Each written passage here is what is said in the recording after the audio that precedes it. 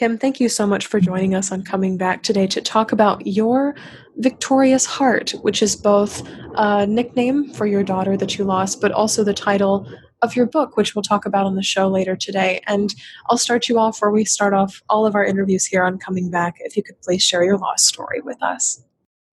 I will. And thank you so much for having me. Our daughter, Nicole, passed away. It's 20 years. It's getting close to 21 years ago. And we were on a family vacation in California, and we were enjoying time on the beach there in Pismo Beach, California. And we were riding ATVs, and she got disoriented and went off a cliff, and we watched her fall to her death. And our lives changed, obviously, that day. My husband gave her CPR on the way to the hospital, but the doctor did pronounce her dead. And we had to bury part of our hearts during that time. And we had to grow and learn grief the hard way. In such a short amount of sentences, I got this visual of just being there at the moment it happened. Like that just came so strikingly forward to my mind. And of course, I can't put myself physically into your experience, but I think there's a different shock that comes from being present as death is happening or as the moment is happening versus being far away. And there's this element too. God, I mean, it's kind of gruesome. I'm getting this word for your husband of hands-on. I was hands-on with her before she died. And I wonder how, as a mother, that closeness at the time of her death has affected you. It's affected me profoundly. And that day was you go from this joyful time, enjoying the time together, laughing, even driving on the trip up there, our plans, to this instantaneous change and ripping. And it did feel like part of my heart was just ripped out. And still part of my heart is missing even today because she's part of me.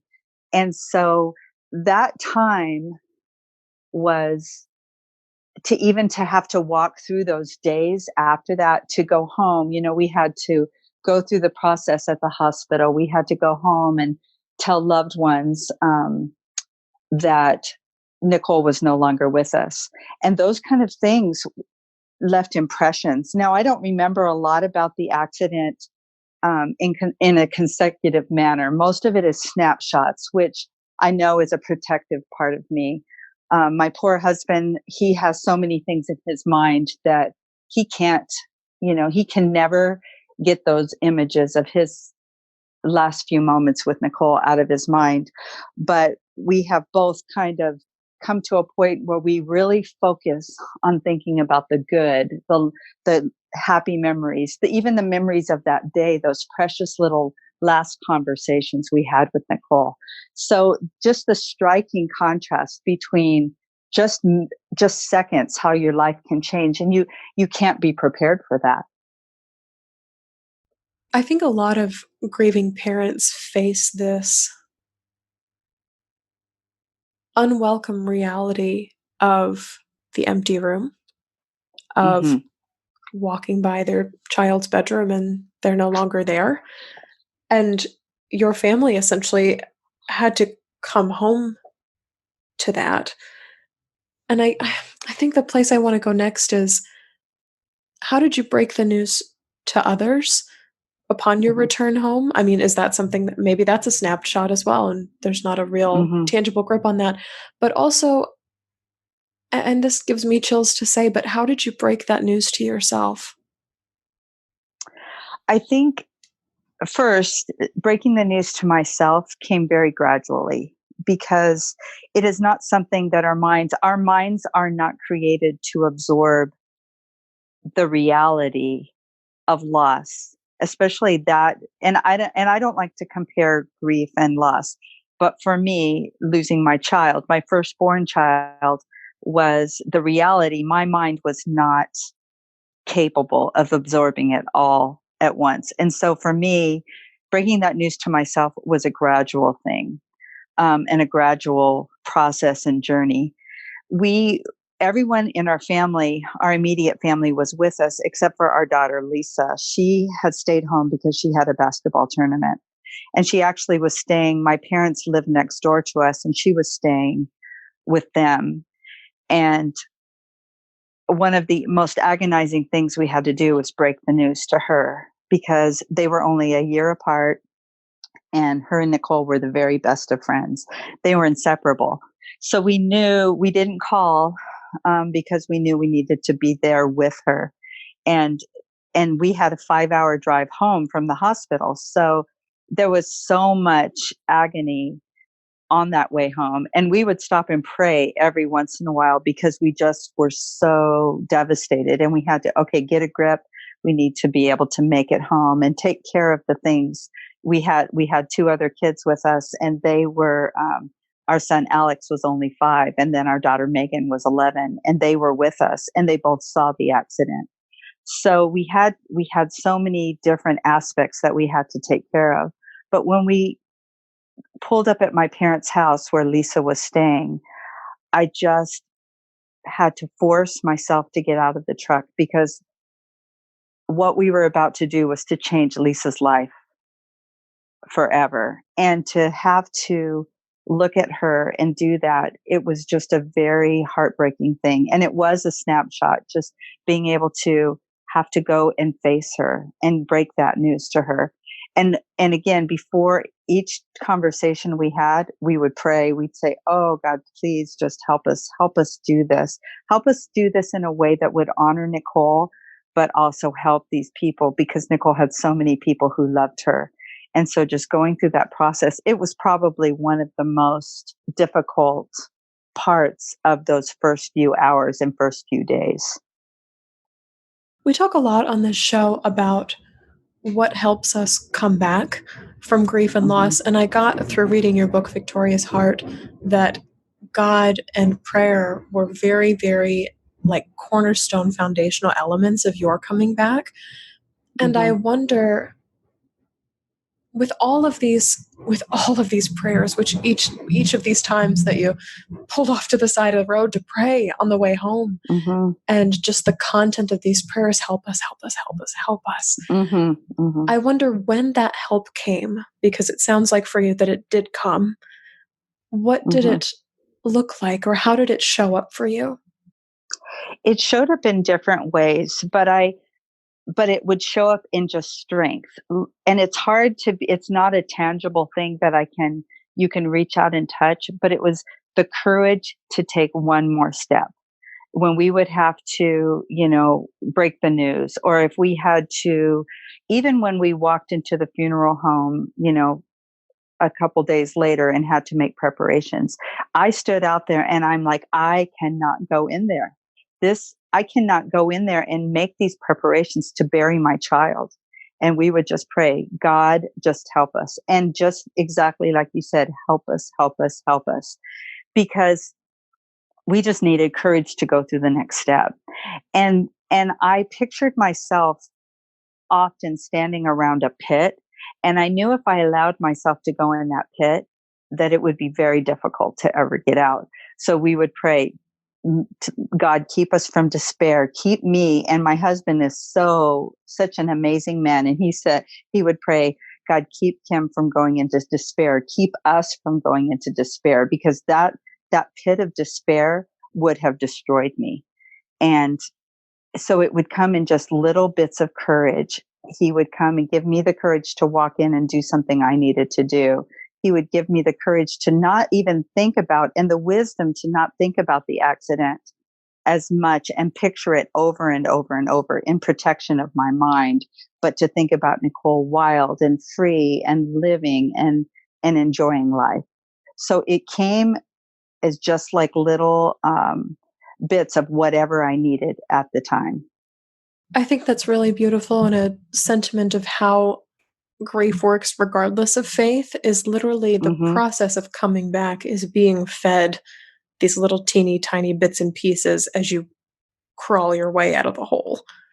I completely agree. And I think it's the moment by moment, the minute by minute, and breath by breath that we have to go. And really that it's just being able to move through our pain, no matter what we believe or how.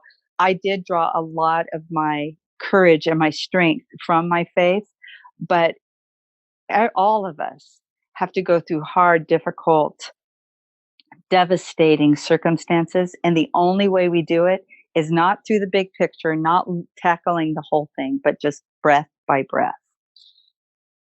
It's another way that we are turned on our heads by grief. I know that we had Rebecca Sofer and Gabby Berkner on, I believe, in the summer of 2019 to talk about what they called going micro.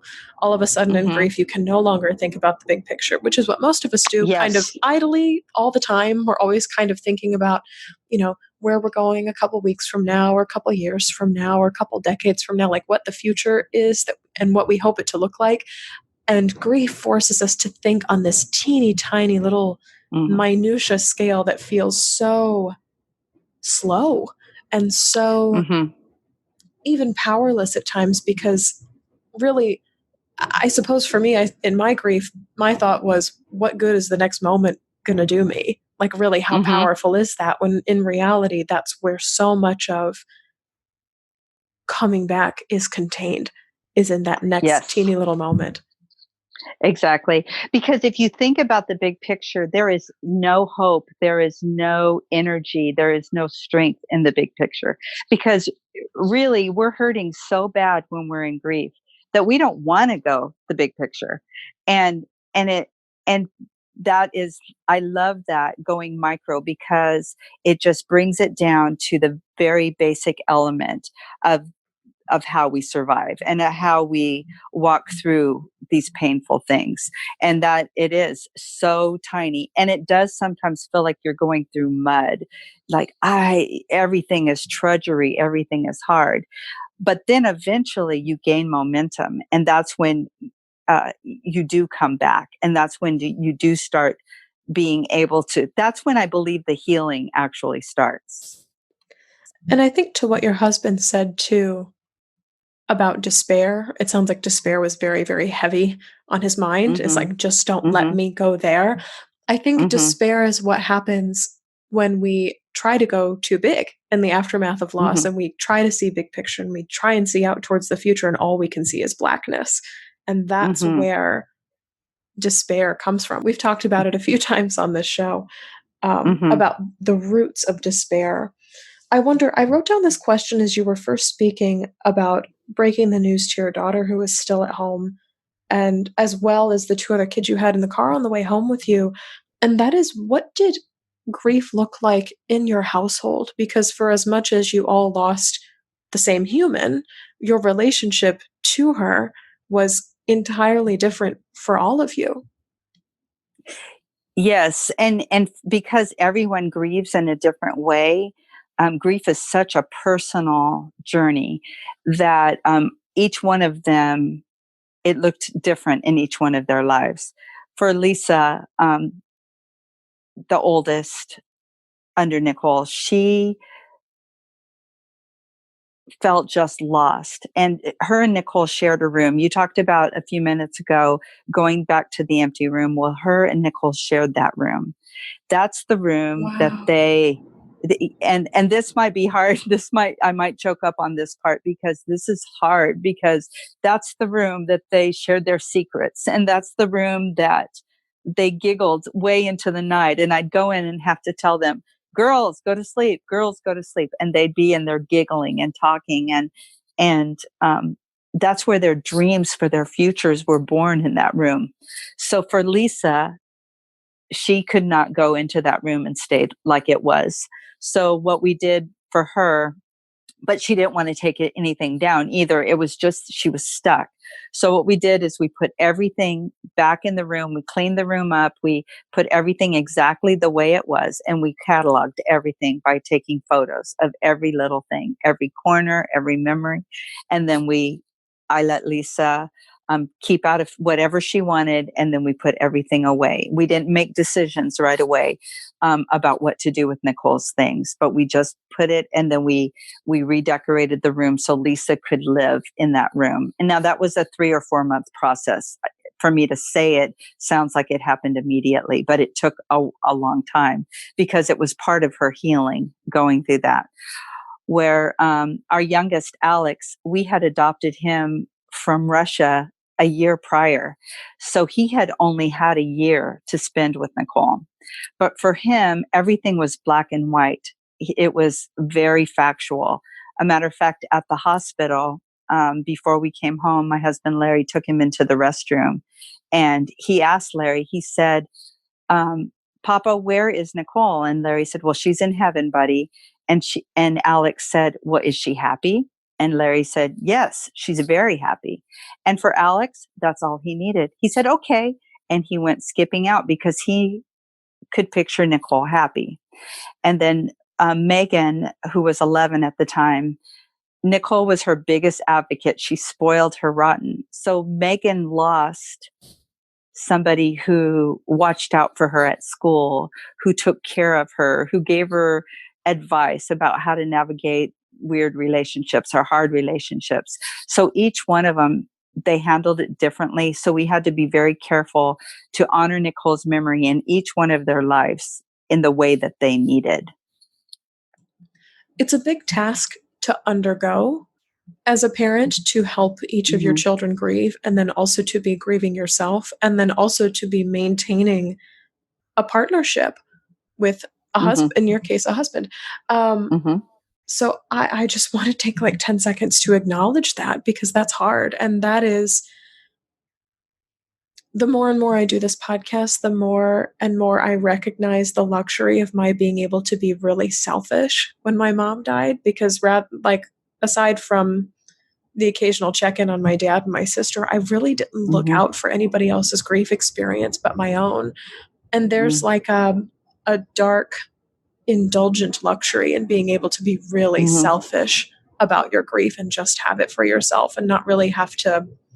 I get this image of looking out beyond the porch of your house, not really having to do that. So I just want to appreciate you for that in this moment, because it's not easy. It's not, and thank you for acknowledging that. And it's not, but in some ways, there's two sides to that. In some ways, it kept me going, but in some ways, it slowed down my healing, because when you are able to embrace, and I really believe in our culture, we don't allow people to embrace grief. Because we want to fix it, we want to make it all better. And we don't like to look at grief, and we don't like to look at sadness. And I think my belief is that to heal, you do need to embrace that. You said that luxury helped you to heal as you embraced that time in your life. So, but I had two sides of that. It did slow me down a little bit in the beginning, but it also kept me going. Does that make sense? Because I had a reason. I had those kids, and I didn't do everything perfectly. I wish I could say I handled every conversation in just the perfectly healing manner, but I didn't. And I wasn't always as I wasn't always as intuitive as I needed to be, because if they said they were fine, I thought they were fine, and they weren't. And so we had to have those conversations. I had to start being really intentional at looking at, is she really doing okay? What's really going on? And start looking in in their lives a little deeper. But I do agree with you. I think that it's just a hard thing. I wonder if you could give us an example of that, because so many of us do what the grief recovery method would call Academy Award winning recovery, where we say I'm fine, we look pretty good, we put some makeup on, like all this other stuff to try and present to the world that we're doing well, so people either won't bother us or they won't see our pain. So I wonder how you learned to see past the facade of I'm fine. In regards to the kids or just the others in the family or in Sure. regards to my yeah, Well, I I think think both. I think, okay. with regard to your kids, intuiting it in other people, but also how you kind of learn to dismantle it in yourself. I it's difficult because you don't really want to go there. Sometimes it's easy to stay on the level. So just and when I say I should say on the surface where you're just getting stuff done because eventually you have to go back to work and do all those things. The kids have to go to school. So sometimes it is easier to stay there. But the problem is there's no healing in that.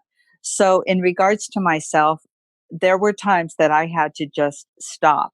I had to stop whatever I was doing, and I had to just make myself think about not doing life with Nicole, or I had to make myself look at the things that I was missing in with her.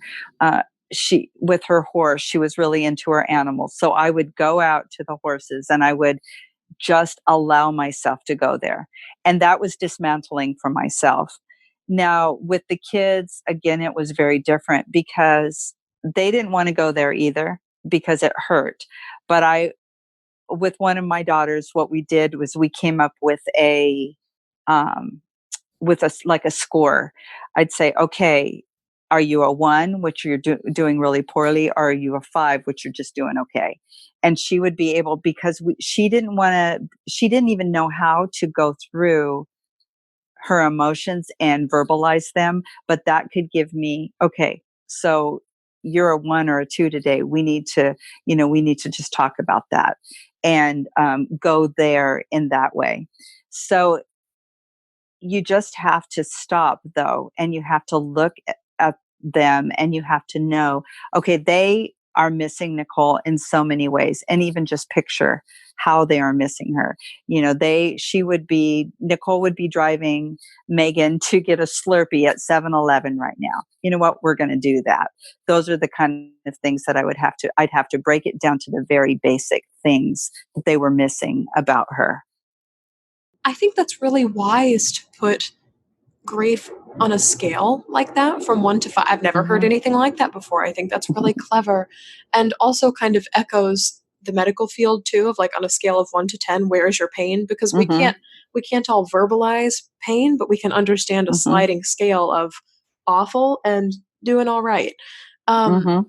I just think that's remarkably clever. So grief growers, if you have kids or if you are surrounded by people who are also grieving like you are, that might be a good way to open up conversation, especially I'm thinking for like long distance too, like over text or over email, maybe if somebody's Mhm, far away and you can't always, look into their eyeballs, see their face, judge their energy or perceive it standing next to you, is use this sliding scale of where are you today? And that mhm, eliminates that question of how are you and leaving it open ended because mhm, you are so many different things in the mhm, aftermath of loss. So I just think mhm, that's really wise. I wonder um whether or not we have these conversations on coming back every now and then about these religious ideas of grief and God not giving you more than you can handle or things being in a mhm. divine plan. And I know because of reading your book that the church was heavily a part of your grief process. So I wonder if you ever ran into any of these kind of religious grief cliches, and if so, what you did about them, if anything. Oh, grief cliches. I and religious cliches. It when you are a person of faith, at whatever your faith is, when something like this strikes, you have to decide what you believed before is true in your pain. And so, just even about my relationship with God, it it became different.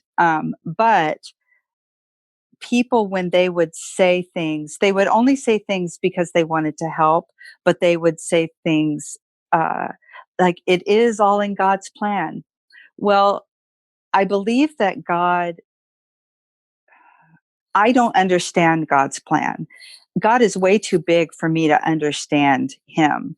But if I could just anchor myself in him and in my faith, then he picked me up and carried me through.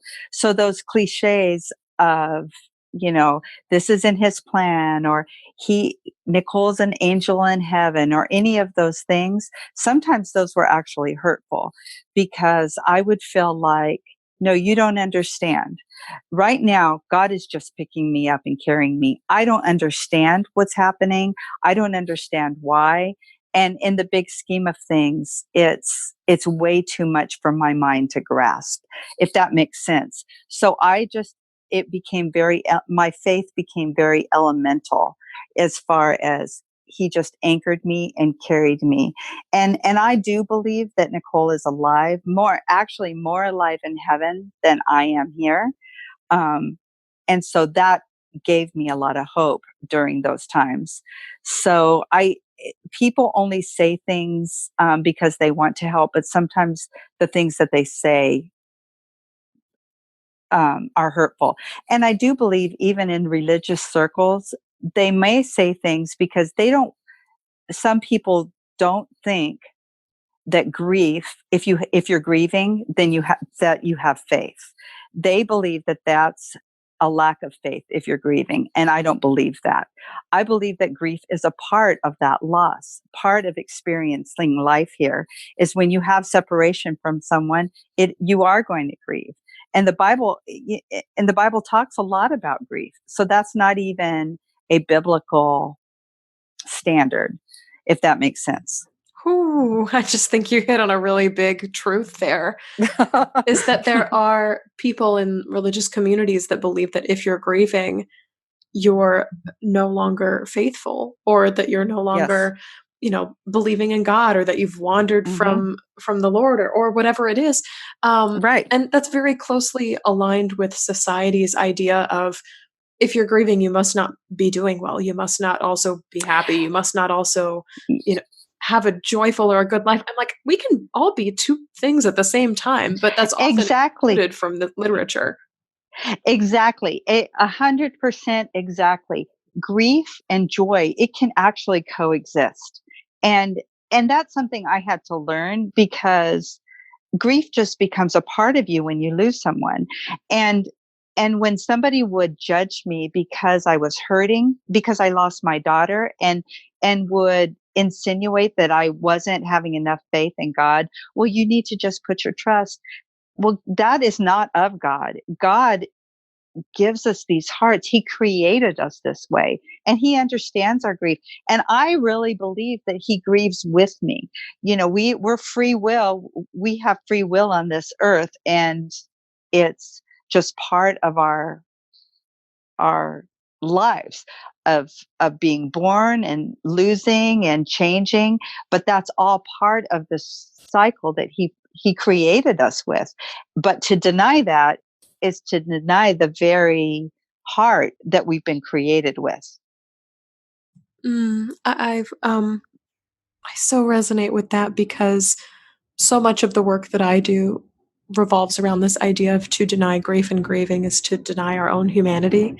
And Yes. and I think much of the world, both in religious spaces and non-religious spaces, have this expectation of, 100% steadfast robot people that Hmm. just that Yeah, just do what they're exactly. told, and they're obedient, and everything always goes well, and if you have the faith, this is what that looks like. And Yeah.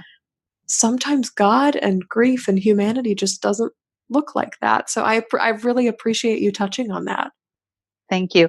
And it's just kind of a messy business, because it's not in our society. We like to have things in our nice little neat boxes, and you can't put this in a neat little box, because there's so much that we don't know and we don't understand, but we want to explain it away. And people will say, "Oh, are you over it yet? Have you healed?" And you just want to say, "No, I'm not over it yet."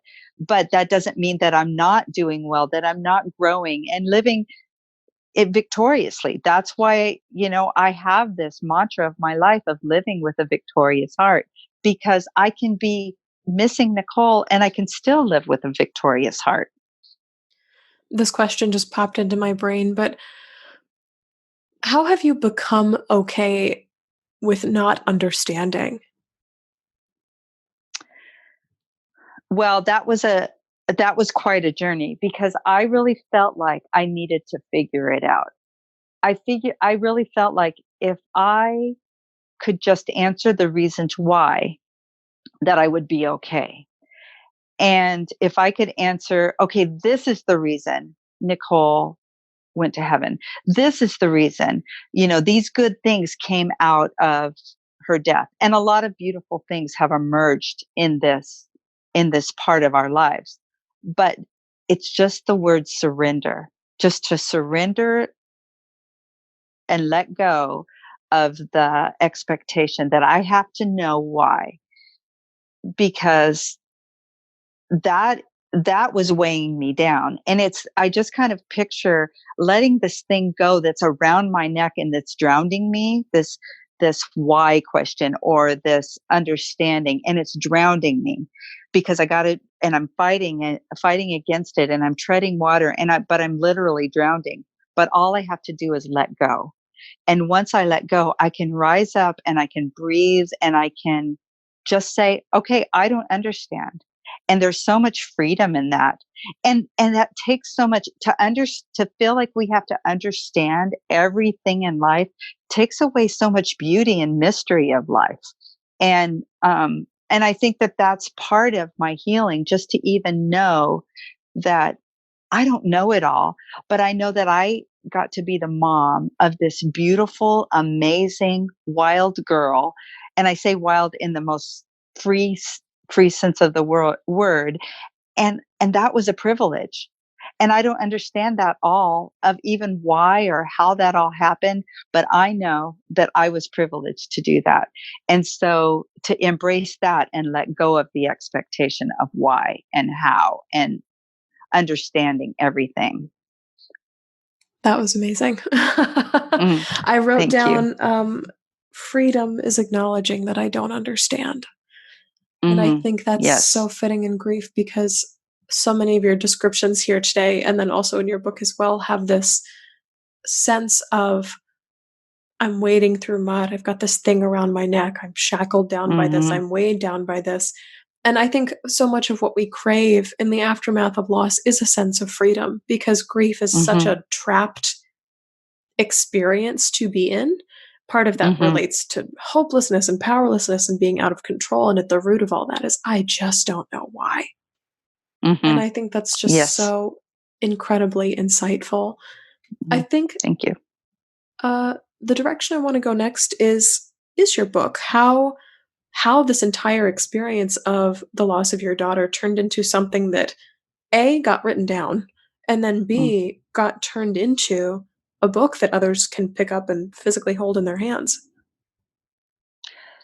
When Nicole first passed away, we were just kind of lost. We didn't know how to do this grief thing. And so I would take a lot of courage from other parents who had walked the journey of child loss in front of us. And I would look at them and I would marvel, okay, they're doing it.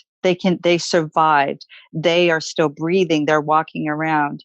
And so it put a little seed in my heart to be that for other people. And I really just had this desire that I needed to let other people know that they would survive and they were not alone and they were not crazy, and again that beauty could emerge. And during the first few days, first few weeks after Nicole passed away, a friend of ours gave us a bookmark, and it had her name, Nicole's name at the top, and underneath it said Victoria's Heart, which is the meaning of her name. And so a little seed was planted in my mind, like, okay, I want that. That's a perfect word to just, those are perfect words to describe Nicole. I want that to be the theme of my life, to live with a victorious heart. And part of living victoriously and living with a victorious heart is helping other people. So I started just even talking to other moms and spending time, even mentoring other moms through their grief. And I started writing things down. But as I wrote things down, at first I thought I had it figured out. But the more I wrote things down, the more I realized, no, there's so much that I don't know about even my own grief. And so this process seriously started about 7 years ago, where I thought, okay, I need to put this in some cohesive um, material to be able to help people, and to help people to know again that they're not crazy and they're going to make it. And just having to go through that journey, it was a little bit like layers, talking about the accident, having to go back there was painful, but it also added another layer to my healing. And even now, just these wonderful, amazing people that I talk to and that I've met through this journey, and even people I've met that have read the book, they will just say, "Oh, I just felt like somebody got me. I felt like somebody understood what I was going through." And I'm thinking, that is my goal right there. If they can just feel like they're not alone.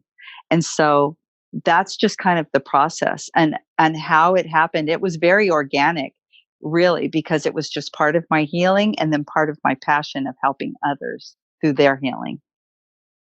I love this because going back to that concept of I don't have to understand, like, you don't have to Mhm. understand to help other people walk Mm-mm. the road of grief with you. You can just Mhm. both sit there and be like, "We both don't understand together." Mhm.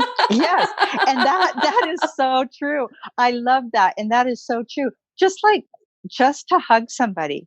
You don't have to say all these words of wisdom that you understand all of the mysteries of the universe and all of that, because I don't believe we can, because the universe is too big for our minds, and all of how everything works. But just to know, but the most precious thing we need is connection, and to know that we aren't alone, and we're loved, and it's going to be okay. And I don't understand, and I don't even know exactly how you're feeling, but I'm going to be walking every step with you. So you're not going to be by yourself. I wonder, as we're getting closer to the end of our conversation, how Nicole and her legacy continue to show up in your life today. Oh, it's a beautiful thing. I have several um, people have named their children after Nicole. My oldest granddaughter is named after Nicole, and it's so fun to see just her growing and even having some of Nicole's attributes. People that I still get to hear stories about how Nicole touched people's lives. Nicole knew how to see the invisible people, those people who were struggling. And those people will contact me even still and say, I just want you to see this story about Nicole. This this is what she did for me. And those things are just such blessings to my heart. We also have several scholarships, uh, some to college, some to for different horsey events, that because she was so highly involved with horse activities, horse showing. So there's belt buckles and trophies that are memorialize her and honor her name. But in the biggest sense of the honoring Nicole is, if I can live with that victorious heart, if I can live and help other people, to me that is me being able to carry on a legacy that she started when she was with us. So that's very important, is just to be able to live well now. That's just the place to let people know where they can find you, Mhm. as well as Victoria's Heart as well.